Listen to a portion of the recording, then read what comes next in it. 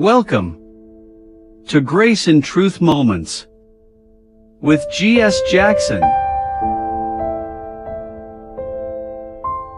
A Grace and Truth moment is going to be found in an upcoming volume. I'm not going to tell you which one it is, but I'm going to read you a brief excerpt of that. It's entitled Rights versus Privileges. Rights versus privileges. Establish within your life what are rights and what are privileges. Don't expect other people outside of you to know when you don't even know for yourself.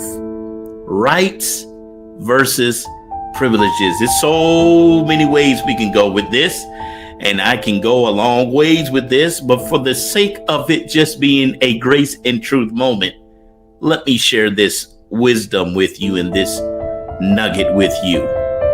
You control by boundaries and parameters what the rights are of others and what the privileges are for others.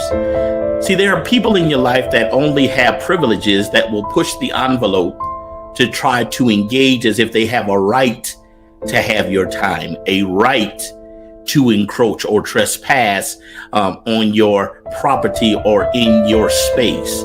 But you control who has the right and who has the privileges. Everybody doesn't have the right to do or be or go or occupy what they think they have the right to. Remember, rights are granted by permission.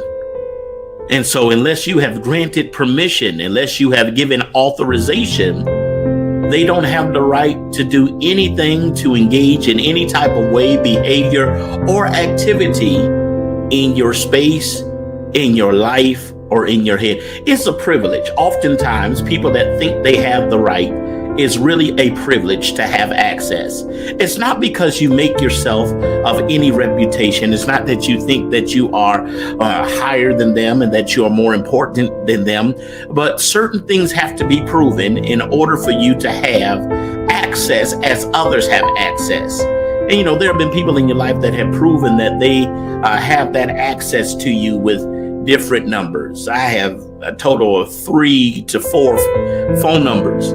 And my wife has all 4 of them, of course. She has complete access. There is nothing, whether it's the personal line. Of course, she has the personal line. She has my pastoral apostolic line, if you will. She has my my business number. And I say line, but it's really telephone number. She has access to every number to either call or text at any time if she is not able to get through. And then there are certain individuals that have access to 2 of those 4 numbers. Some people that have access to 1 of those numbers. And there are very few that have access to all 4. But I allow that right to be given because I control that right. And how do you grant rights versus privileges to individuals? It is proven through behavior. It's proven through time. It is proven through loyalty. It's proven through trust. And oftentimes we think that we ought to grant rights to people because of certain titles that they possess, certain things that they possess in our lives. We think that we ought to grant them title because there's certain family or there's certain friends or certain co-workers or certain neighbors that they deserve to have certain access to you. But that's not necessarily true. Just because you are who you are and you've been what you've been doesn't automatically by default grant you certain access. Certain things should be granted when certain things have been proven. I always say this is something that I pinned as well. You know, if you're tired of being taken for granted, then guard what you grant.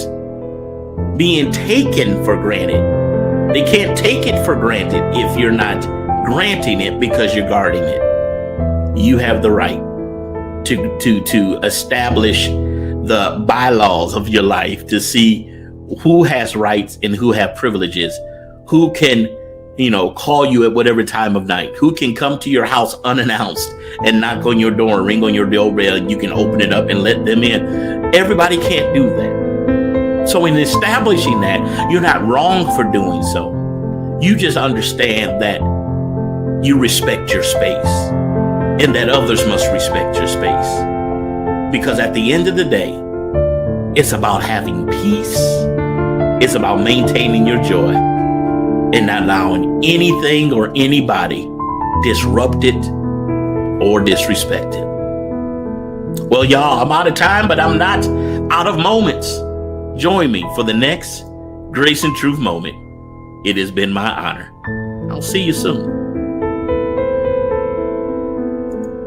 This has been your Grace and Truth moment.